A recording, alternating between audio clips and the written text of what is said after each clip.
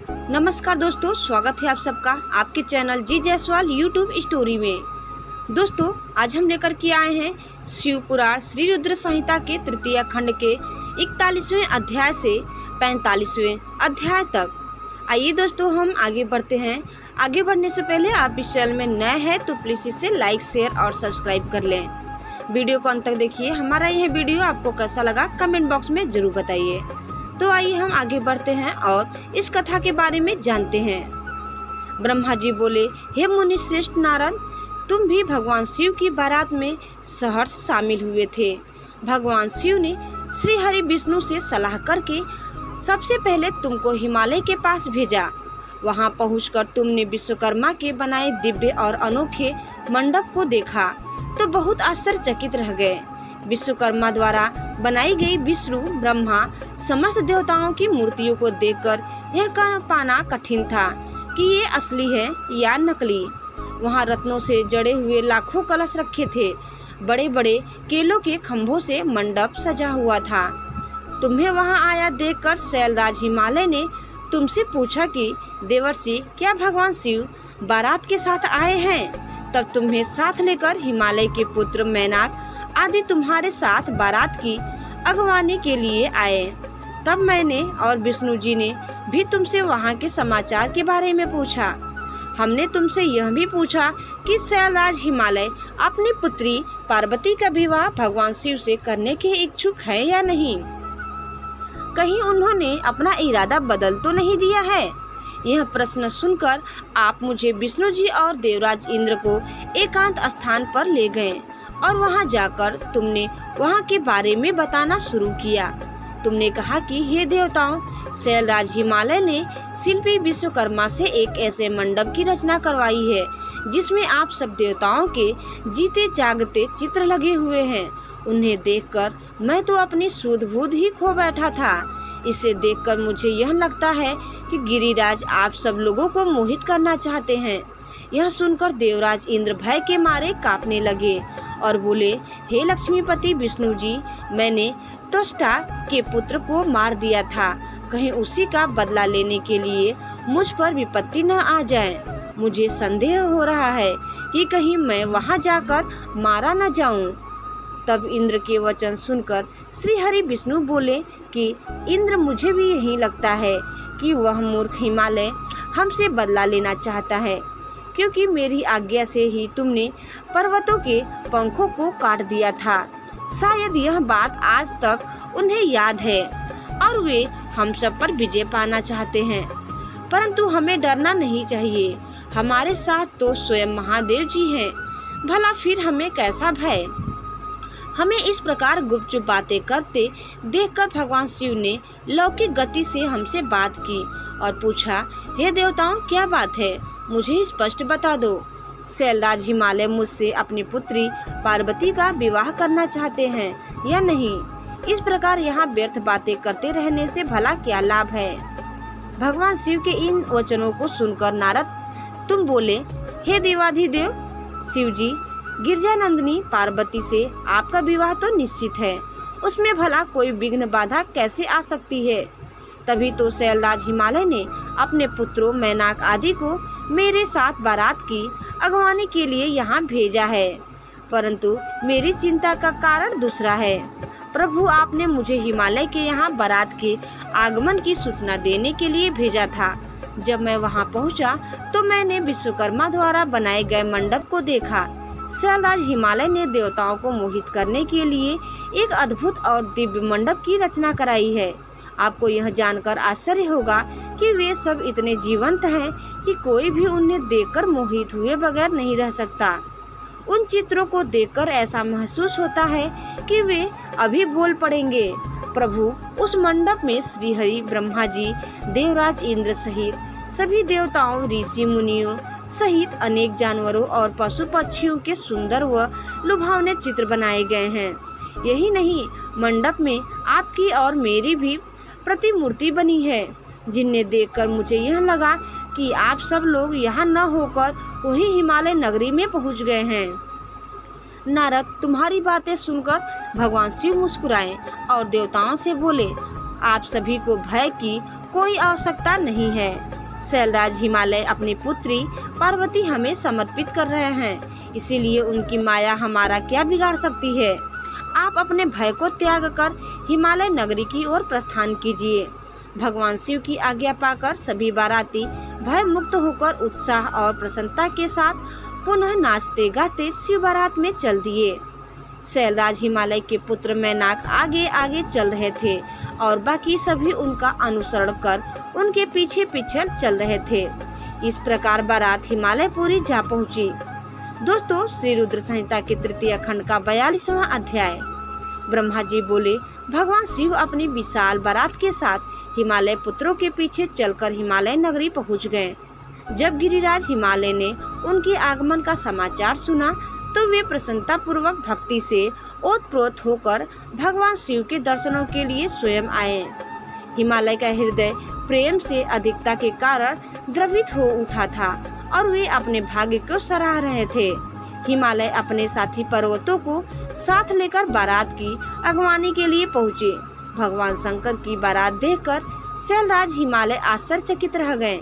तत्पश्चात देवता और पर्वत प्रसन्नता पूर्वक इस प्रकार एक दूसरे के गले लगे मानो पूर्व और पश्चिम के समुद्रों का मिलन हो रहा हो।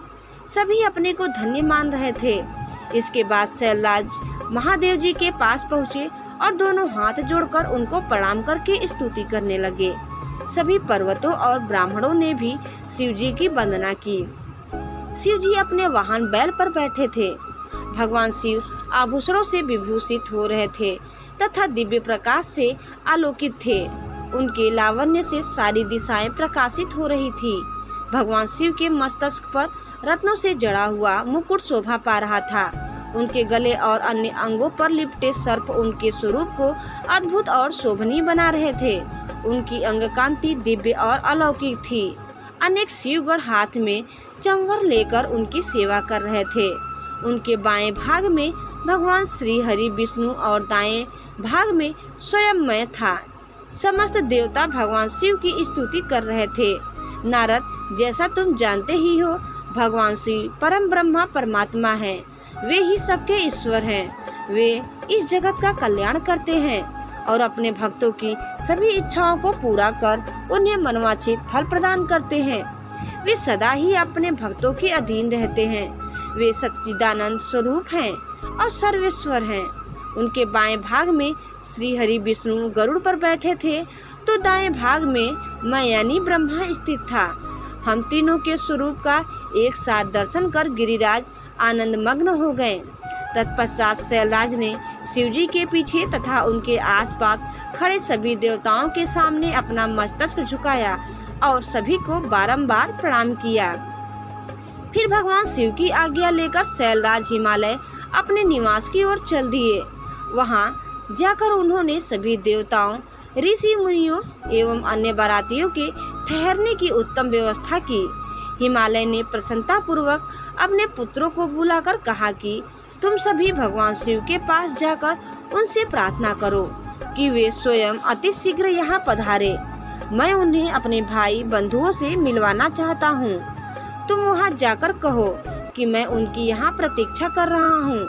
अपने पिता गिरिराज हिमालय की आज्ञा पाकर उनके पुत्र उस ओर चल दिए जहाँ बारात के ठहरने की व्यवस्था की गई थी। वहाँ वे भगवान शिव के पास पहुँचे।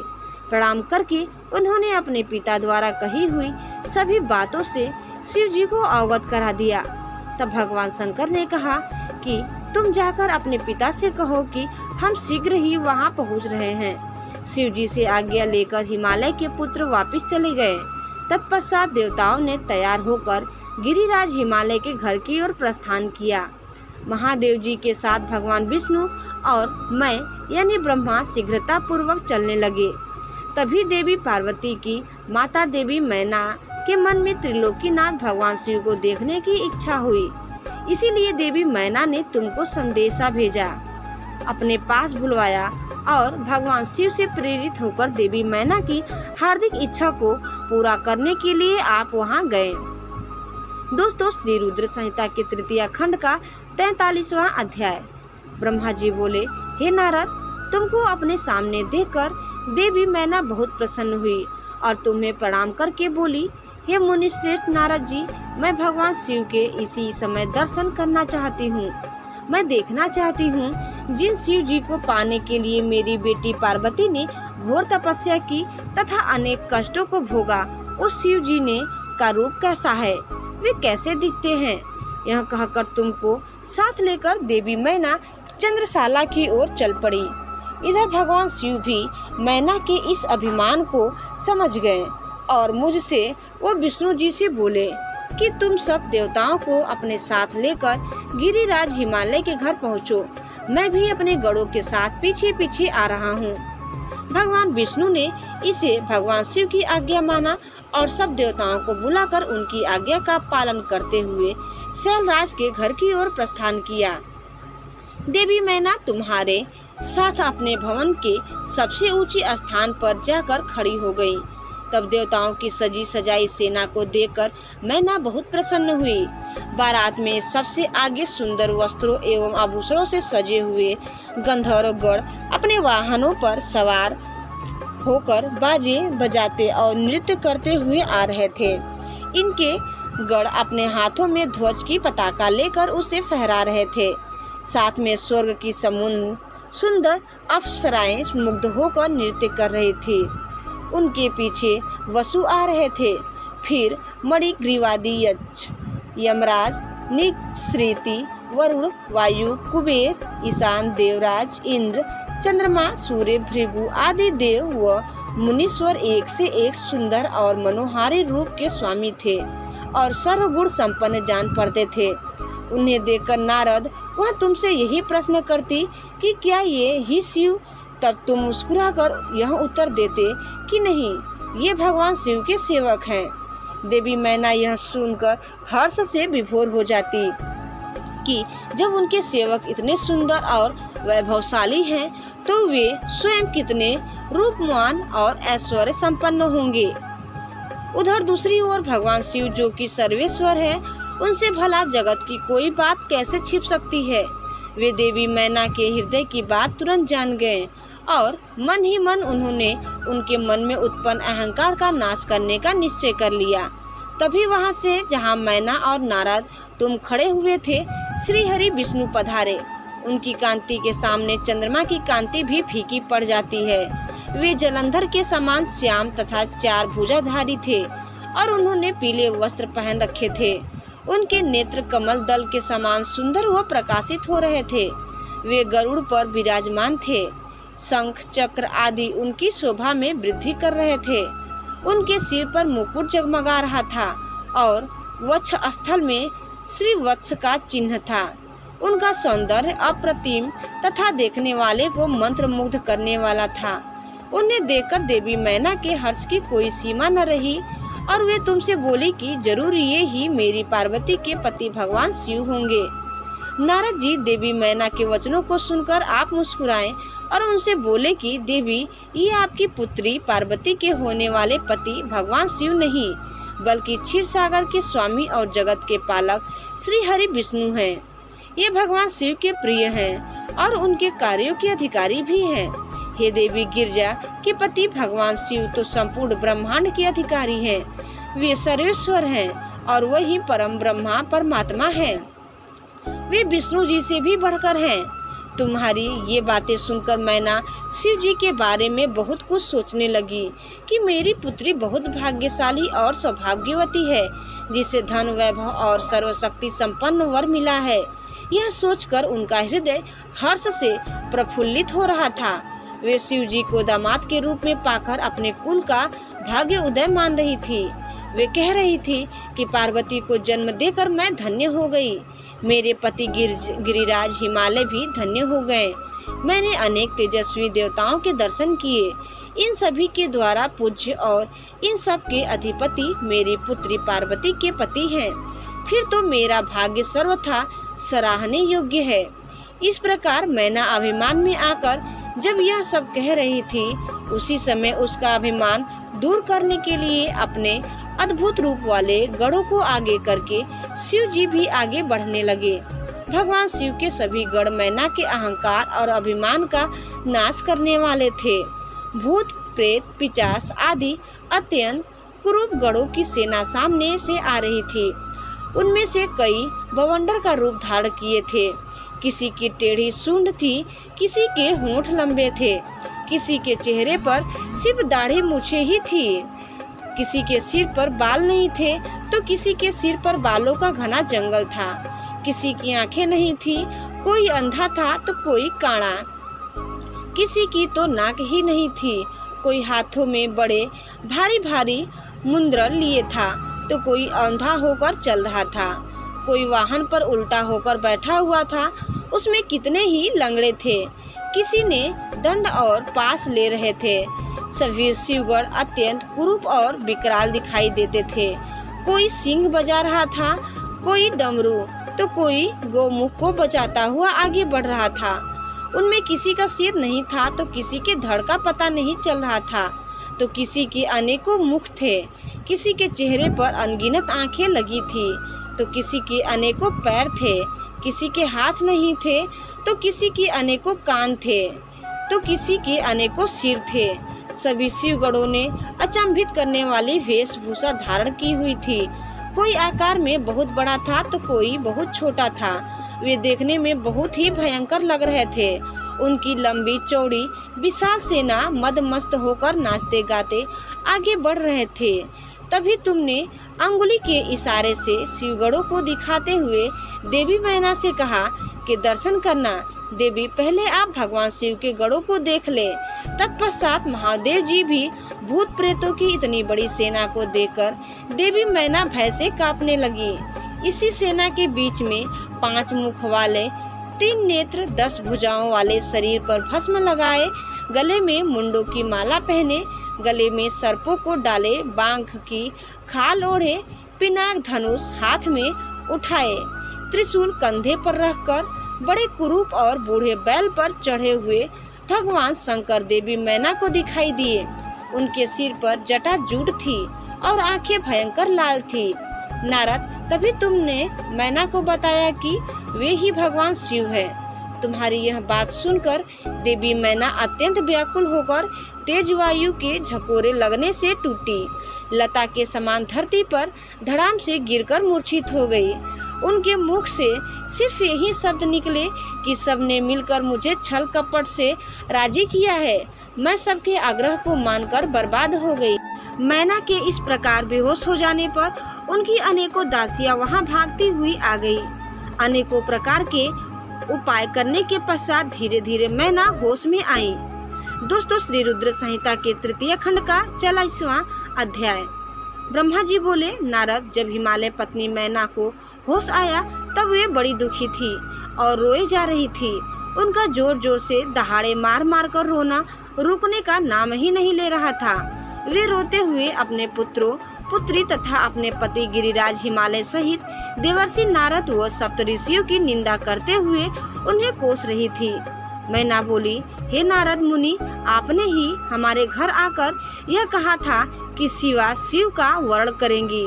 तुम्हारी बातों को मानकर हम सब ने अपनी पुत्री पार्वती को भगवान शिव की तपस्या करने के लिए वनों में भेज दिया। मेरी बेटी ने अपने तप के द्वारा सभी को प्रसन्न कर दिया। उसने ऐसी तपस्या की जो कि बड़े बड़े ऋषि मुनियों के लिए भी कठिन है, परंतु उसकी इतनी पूजा आराधना का यह फल उसे मिला जो कि देखने में भी दुख देने वाला है। इसे देखकर हमें अत्यंत दुख और भय प्राप्त हुआ है। हे भगवान, मैं क्या करूं, कहां जाऊं? भला कौन मुझे इस असहाय दुख से छुटकारा दिला सकता है? मैं तो किसी को भी अपना मुख दिखाने योग्य नहीं रही। भला कोई देखो, वे दिव्य सप्तऋषि और उनकी वो धूर्त पत्नी अरुंधति कहाँ चली गई जो मुझे समझाने आई थी, जिसने मुझे झूठ सच कहकर जबरदस्ती इस विवाह के लिए मेरी स्वीकृति ले ली थी। यदि वे मेरे सामने आ जाएं, तो मैं उन ऋषियों की दाढ़ी मूछ नोच लूं। हाय, मेरा तो सब कुछ लूट गया, मैं तो पूरी तरह से बर्बाद हो गई। यह कहकर देवी मैना अपनी पुत्री पार्वती से बोली, तूने हमसे कौन से जन्म का बदला लिया है? तूने यह क्या कार्य कर दिया जो तेरे माता पिता के लिए अत्यंत दुख का कारण बन गया है? इस प्रकार मैना पार्वती को खूब खरी खोटी सुनाने लगी। वे कहने लगी कि ना समझ, तूने सोने के बदले कांच खरीद लिया है। सुंदर सुगंधित चंदन को छोड़कर अपने शरीर पर कीचड़ का लेप कर लिया है। यह मूर्खा तो यह भी नहीं समझती कि इसने हंस को उड़ाकर उसके स्थान को कौवे पाल लिया है। गंगा जल जिसे सबसे पवित्र समझा जाता है, उसको फेंककर कुएं के जल को पी लिया है। उजाले को पानी की चाह लेकर उसके स्रोत सूर्य को छोड़कर जुगनू को पकड़ने के लिए दौड़ रही है। चावल के भूसे को रखकर अच्छे चावलों को फेंक रही है। बेटी, तूने हमारे कुल के यश का सर्वनाश करने की इच्छा कर ली है, तभी तो मंगलमयी विभूति को फेंककर घर में चिता की अमंगलमयी राख को लाना चाहती है। जानवरों के सिंह और सिंह को त्याग कर सियार के पीछे पड़ी है। पार्वती, तूने बड़ी भारी मूर्खता कर दी है, जो सूर्य, चंद्रमा, श्री हरि, विष्णु और देवराज इंद्र जैसे सुंदर, सर्वगुण संपन्न, परम ऐश्वर्य और वैभव के स्वामियों को छोड़कर दुष्ट नारद की बातों में आकर एक महाकुरूप शिव के लिए रात दिन वनों की खाक छानती रही और घोर तपस्या करती रही। तुझे तेरी बुद्धि, तेरे रूप तथा तेरी सहायता करने वाले प्रत्येक उस मनुष्य को धिक्कार है जिसने तुझे गलत राह पर चलने की मदद की। हमको भी धिक्कार है जो मैंने और तेरे पिता ने तुझे जन्म दिया। शुद्ध बुद्धि देने वाले उन सप्तऋषियों को भी मैं धिक्कारती हूँ, जिन्होंने गलत उपदेश देकर मुझे गलत रास्ते पर लाकर खड़ा कर दिया। उन्होंने तो मेरा घर जलाने का पूरा प्रबंध कर दिया है, मेरे कुल को सर्वनाश की कगार पर ले आए हैं। पार्वती, मैंने तुझे कितना समझाया, पर तू अपनी जीत पर अड़ी रही। पर अब और नहीं, अब मैं तेरी एक भी नहीं सुनूंगी। मैं तो अभी तुझे मार डालूंगी। तुझे जीवित रखने का अब कोई प्रयोजन नहीं है। तुझे मारकर खुद की जीवन लीला भी समाप्त कर दूंगी, भले ही मुझे नरक का भागी क्यों न होना पड़े। मेरा दिल करता है कि मैं तेरा सिर काट दूं, तेरे शरीर के टुकड़े टुकड़े कर दूं, तुझे छोड़कर कहीं चली जाऊं। यह कहकर देवी मैना मूर्छित होकर फर्श पर गिर पड़ी। तब उस समय उनकी ऐसी हालत देखकर सभी देवता उन्हें समझाने के लिए उनके पास गए। सबसे पहले मैं यानी ब्रह्मा उनके पास पहुंचा। तब मुझे वहां देखकर नारद, तुमने कहा, देवी, आपको इस बात का ज्ञान नहीं है कि शिव जी बहुत सुंदर है। अभी तुमने उनका सही स्वरूप देखा ही कहाँ है। अभी जो कुछ तुमने देखा है वह उनकी लीला मात्र है। देवी, आप अपने क्रोध को त्याग दें और स्वस्थ होकर शुद्ध हृदय से विवाह का कार्य आरंभ करें। इतना सुनना था कि मैना के क्रोध की अग्नि भभक उठी। वे बोली, दुष्ट नारद, यहाँ से इसी समय चला जा तू दुष्टों का भी दुष्ट और नीच है। तू मेरे सामने भूलकर भी मत आना। इसी समय यहाँ से निकला, मैं तेरी सूरत तक नहीं देखना चाहती। मैना के ये वचन सुनकर इंद्राणी देवता दौड़कर वहाँ से चले आए और बोले, हे पितरों की कन्या मैना, भगवान शिव तो इस समस्त चराचर जगत के स्वामी हैं। वे तो सबको सुख देने वाले तथा सबको मनवांछित वर देने वाले सर्वेश्वर हैं। वे तो भक्त वत्सल हैं और सदा ही अपने भक्तों के अधीन रहते हैं। आपकी पुत्री पार्वती ने कठिन तप करके भगवान शिव को प्रसन्न किया है तथा वरदान के रूप में आपको अपना पति होने का वर प्राप्त किया है। तभी तो आज वे अपने दिए वरदान को पूरा करने के लिए, उनका परिग्रह करने के लिए यहाँ पधारे हैं। यह सुनकर मैना और अधिक रोने लगी और बोली, शिव तो बहुत भयंकर है। मैं अपनी पुत्री पार्वती कदापि उन्हें नहीं दूंगी। आप सब देवता क्यों ये षड्यंत्र रच रहे हैं? आप मेरी प्राण प्रिय फूलों के समान कोमल पुत्री को क्यों इन भूत प्रेतों के हवाले करना चाहते हैं? इस प्रकार देवी मैना सब देवताओं पर क्रोधित होकर उन्हें फटकारने लगी। जब वशिष्ठ आदि सप्तऋषियों ने देवी मैना के इस प्रकार के वचन सुने तो वे भी मैना को समझाने के लिए उनके निकट आए। तब वे बोले, हे पितरों की कन्या मैना, हम तो तुम्हारा कार्य सिद्ध करने के लिए यहाँ आए हैं। भगवान शिव का दर्शन तो सभी पापों का नाश करने वाला है और यहाँ तो वे स्वयं आपके घर पधारे हैं।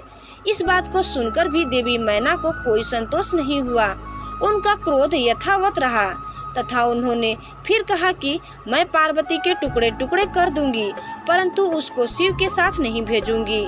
दूसरी ओर देवी मैना के इस व्यवहार से चारों ओर हाहाकार मच गया। जब शैलराज हिमालय को मैना के इस व्यवहार की सूचना मिली तो वे फौरन दौड़ते हुए अपनी पत्नी के पास आए और बोले, हे प्रिय, तुम इतनी क्रोधित क्यों हो रही हो? देखो हमारे घर में कौन कौन से महात्मा पधारे हैं और तुम इनका अपमान कर रही हो। तुम भगवान शंकर के भयानक रूप को देखकर भयभीत हो गई हो। देवी, वे तो सर्वेश्वर हैं। भय करना छोड़कर उनका मंगलमय रूप का दर्शन करो। विवाह के शुभ कार्यों का शुभ आरंभ करो।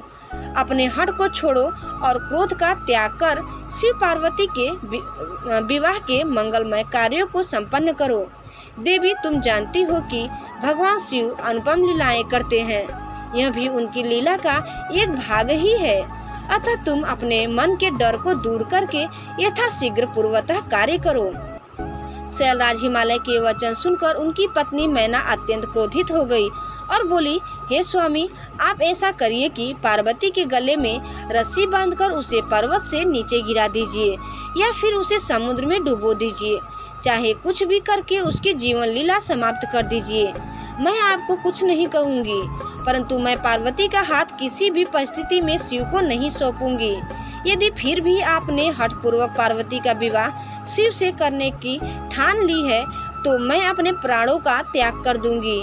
अपनी माता मैना के ऐसे वचन सुनकर पार्वती उनके करीब आकर बोली, माता, आप तो ज्ञान की प्रतिमूर्ति हैं। आप सदा ही धर्म के पथ का अनुसरण करने वाली हैं।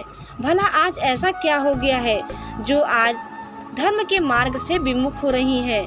हे माता, महादेव जी तो देवों के देव हैं। वे निर्गुण निराकार हैं। वे तो परम ब्रह्मा परमात्मा हैं और सबके सर्वेश्वर हैं। वे तो इस संसार की उत्पत्ति के आधार हैं। भगवान शिव भक्तवत्सल हैं एवं अपने भक्तों को सदैव सुख प्रदान करने वाले हैं। भगवान शिव सब अनुष्ठानों के अधिष्ठाता हैं। वे ही सबके कर्ता, हर्ता और स्वामी हैं। ब्रह्मा विष्णु भी सदा उनकी सेवा में तत्पर रहते हैं। हे माता, आपको तो इस बात का गर्व होना चाहिए कि आपकी पुत्री का हाथ मांगने के लिए देवता भी याचक की भांति आपके दरवाजे पर पधारे हैं। अतः आप बेकार की बातों को छोड़कर उत्तम कार्य करो। मुझे भगवान शिव के हाथों में सौंपकर अपने जीवन को सफल कर लो। माता, मेरी छोटी सी विनती स्वीकार कर लो और मुझे भगवान शिव के चरणों में उनकी सेवा के लिए समर्पित कर दो। माँ, मैंने मन, वाणी और क्रिया द्वारा भगवान शिव को अपना पति मान लिया है। अब मैं किसी और का वर्ण नहीं कर सकती। मैं सिर्फ महादेव जी का ही स्मरण करती हूँ। उन्हें पति रूप में पाने की इच्छा लेकर ही मैंने अपने जिंदगी के इतने वर्ष बिताए हैं। भला आज मैं कैसे अपने वचन से पीछे हट जाऊं? पार्वती जी के कहे वचनों को सुनकर मैना क्रोध के अधिक्य से उद्वेलित हो गई और उसे डांटने तथा बुरे वचन कहने लगी। मैना रोती जा रही थी और वहां उपस्थित सभी महानतम सिद्धों ने देवी मैना को समझाने का बहुत प्रयत्न किया, परंतु सब निरर्थक सिद्ध हुआ। वे किसी भी स्थिति में समझने को तैयार नहीं थी। तभी उनके हठ की बातें सुनकर परम शिव भक्त भगवान श्री विष्णु वहां आ पहुँचे और बोले, हे पितरों की मानसी पुत्री एवं शैलराज हिमालय की पत्नी मैना, आप ब्रह्मा जी के कुल से संबंधित है। इसी कारण आपका सीधा संबंध धर्म से है। आप धर्म की आधारशिला हैं। फिर आप भला कैसे धर्म का त्याग कर सकती हैं? इस प्रकार हठ करना आपको शोभा नहीं देता। स्वयं सोचिए भला, सभी देवता, ऋषि मुनि और स्वयं ब्रह्मा जी और मैं आपसे असत्य वचन क्यों कहेंगे? भगवान शिव निर्गुण और सगुण दोनों ही है। वे कुरूप हैं तो स्वरूप भी हैं। सभी उनका पूजन करते हैं। वे ही सज्जनों की गति है। मूल प्रकृति रूपी देवी एवं पुरुषोत्तम का निर्माण भगवान शिव ने ही किया है। मेरी और ब्रह्मा जी की उत्पत्ति भी भगवान शिव के द्वारा ही हुई है। उसके बाद सारे लोगों का हित करने के लिए उन्होंने स्वयं भी रुद्र का अवतार धारण कर लिया है। तत्पश्चात वेद, देवता तथा इस जल एवं थल में जो भी चराचर वस्तु या प्राणी दिखाई देता है, उस सारे जगत की रचना भगवान शिव ने ही की है। हे देवी, कोई भी उनके रूप को नहीं जानता और न ही जान सकता है। यहाँ तक कि मैं और ब्रह्मा जी भी उनकी समस्त लीलाओं को आज तक नहीं जान पाए हैं। इस संसार में जो कुछ भी विद्यमान है वह भगवान शिव का ही स्वरूप है। यह तो भगवान शिव की ही माया है जो वे स्वयं आपको अपना रूप इस प्रकार दिखा रहे हैं। हे देवी, आप सब कुछ भूलकर सच्चे मन से शिव जी का स्मरण करके उनके चरणों में अपना ध्यान लगाएं। आपके सारे दुख और क्लेश मिट जाएंगे और आपको परम सुख की प्राप्ति होगी। श्री हरि विष्णु द्वारा जब मैना को इस प्रकार समझाया गया तो देवी मैना का क्रोध कुछ कम हुआ। वस्तुतः शिव जी की माया से मोहित होने के कारण ही वे सब कुछ कर रही थी। कुछ शांत होने पर उन्होंने कुछ देर मन में विचार किया। तत्पश्चात मैना श्री हरि विष्णु जी से बोली, प्रभु, मैं आपकी हर बात समझ गई हूँ। मैं यह भी जानती हूँ कि भगवान शिव सर्वेश्वर हैं और इस जगत के कण कण में व्याप्त हैं। मैं आपकी इच्छा अनुसार भगवान शिव को अपनी पुत्री सौंप सकती हूँ, पर मेरी एक शर्त है। तब विष्णु जी की आग्रह करने पर देवी मैना ने कहा, यदि महादेव जी सुंदर धारण कर ले तो मैं सहर्ष अपनी पुत्री पार्वती का विवाह उनसे कर दूंगी। ऐसा कहकर देवी मैना चुप हो गई। धन्य है भक्तवत्सल त्रिलोकीनाथ भगवान शिव की माया जो सबको मुंह में डालने वाली है। दोस्तों, श्री रुद्र संहिता के तृतीय खंड का 45वां अध्याय। ब्रह्मा जी बोले, हे नारद, उस समय जब देवी मैना ने विष्णु जी के सामने इस प्रकार की शर्त रखी तब मैंने तुमको भगवान शिव के पास जाने का आदेश दिया। तुमने वहां जाकर उनकी स्तुति की और उन्हें संतुष्ट किया।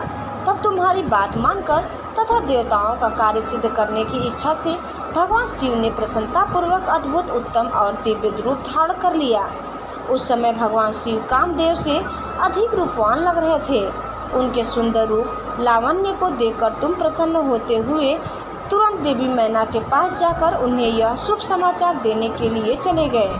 वहां पहुंचकर जहां देवी मैना बैठी थी उन्हें देखकर तुम बोले, हे शैलराज की पत्नी और पार्वती की माता मैना, आप चलकर स्वयं भगवान शिव के सुंदर और मनोहारी रूप का दर्शन करें।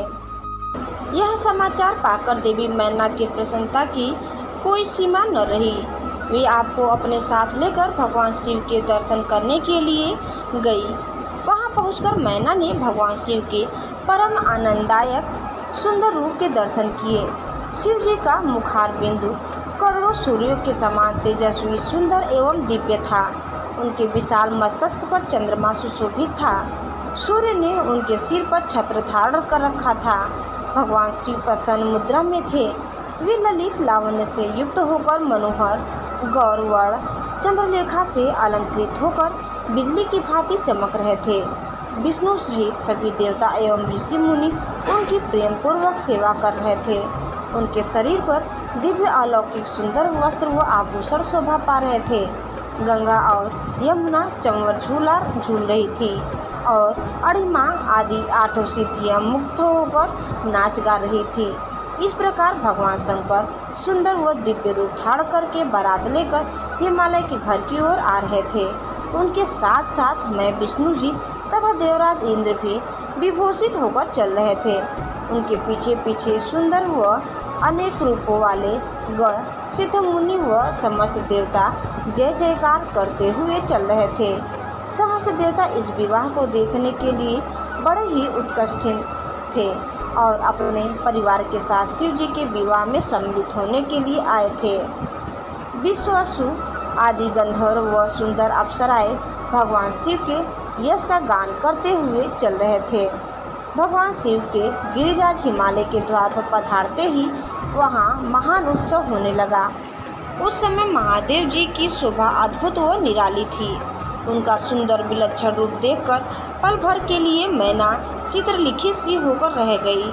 फिर प्रसन्नता पूर्वक बोली, हे देवाधिदेव महेश्वर शिव जी, मेरी पुत्री पार्वती धन्य है जिसने घोर तपस्या करके आपको प्रसन्न किया। मेरा सौभाग्य है कि परम कल्याणकारी भगवान सदाशिव आज मेरे घर पधारे हैं। भगवान, मैं अक्षम्य पद अपराध कर बैठी हूँ। मैंने आपकी बहुत निंदा की है। प्रभु, मैं आपसे दोनों हाथ जोड़कर क्षमा याचना करती हूँ। कृपया कर मेरी भूल क्षमा करें और मुझ पर प्रसन्न हो जाइए। इस प्रकार चंद्रमौली भगवान शिव की स्तुति करती हुई शैलप्रिया मैना लज्जित होते हुए नतमस्तक हो गई।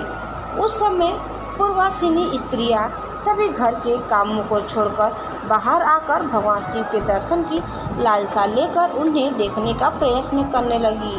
चक्की पीसने वाली ने चक्की छोड़ दी, पति की सेवा करने वाली ने पति की सेवा छोड़कर भाग आई, कोई तो दूध पीते हुए बच्चे को छोड़कर भाग आई। इस प्रकार सभी अपने अपने आवश्यक कार्य को छोड़कर भगवान शिव के दर्शन के लिए दौड़ आई थी।